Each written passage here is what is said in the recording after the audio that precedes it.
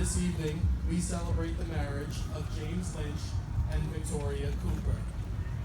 Are we ready to get married? Miss Cooper has some students here. Can we get a shout out? Kids. As James's brother-in-law and Victoria's friend, I have had the distinct honor and pleasure of knowing this couple from the early days of their relationship. And in preparing for their wedding, I have mulled over so many fond memories and stories that I could share. I thought to myself, how can I show how truly ready James and Victoria are to begin their lives as a married couple? Well, I thought, maybe to illustrate the magic moment when two soulmates meet and take their first steps on the journey toward happily ever after, I could talk about the day they first spoke to one another. It was during their freshman year at the Macaulay Honors College, and without delving too deeply into it, the exchange featured James being sarcastic and Victoria cackling. Needless to say, it was true love. We family and friends who know and love this couple know that most stories about them involve James being sarcastic and Victoria cackling. It's kind of their thing. Perhaps I might relate a story about how James and Victoria's relationship is an exemplar of the promise of for better or worse in sickness and in health. This incident of sickness includes Victoria nearly losing consciousness in a foreign airport, James being terrified, and then mindlessly shoplifting a bottle of water for her, because what else was he going to do? Besides, do you know how much they charge for a bottle of water in an airport? Now let's discuss that last promise, till death do us part. Yes, James and Victoria have already shown they have what it takes to honor this vow. It was in a river raft on a whitewater adventure somewhere in the backwoods of Pennsylvania. Come to think of it, this story is a perfect conceit for marriage in general. This couple was working together as a team to stay afloat on their journey, but they hit a rough patch. Things got rocky. Before Victoria's very own eyes, James was bounced out of their raft and thrown into the angry river, possibly forever.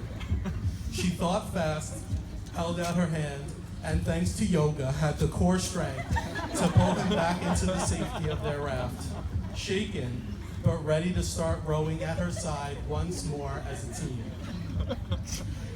Speaking of teamwork, anyone who knows the Lynch family knows that summer means one thing: overly competitive pool volleyball. They call it volleyball even though there is no net and no real volleyball used in the game. And like all the most fun things in life, it is mandatory. All that being said, James and Victoria have shown even during this game what a perfect match they are. They work in tandem and, annoyingly, whichever team they are on is usually the winning one. In the pool, they are not James and Victoria. James is the realtor because his strategy is location, location, location. And Victoria is either the educator, Coop Cooper, or on days when she's being particularly demanding, the Victator.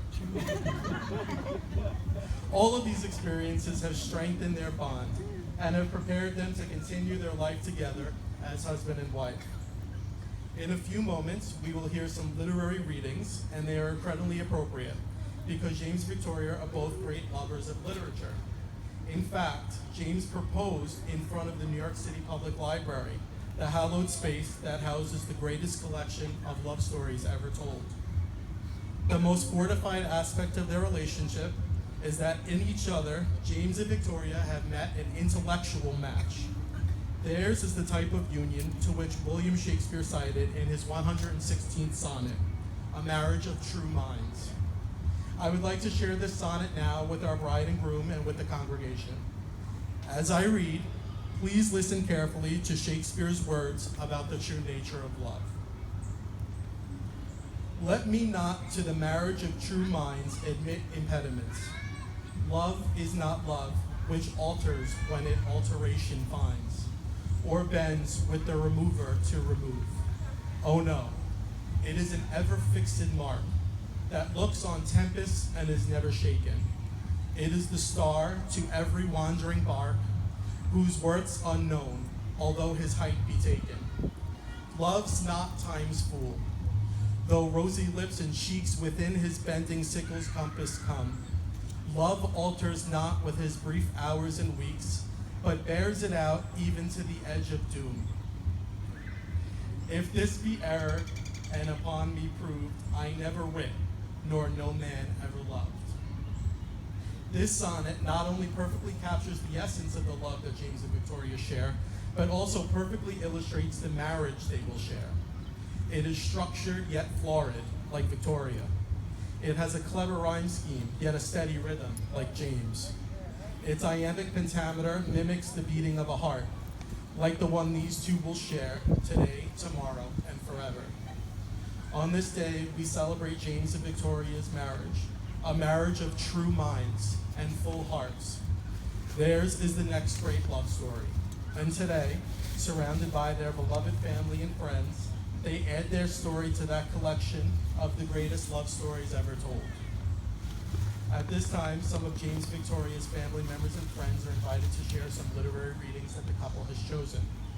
And we will begin with Victoria's friend Krisha, who will read a selection from Victor Hugo's novel, Les Miserables.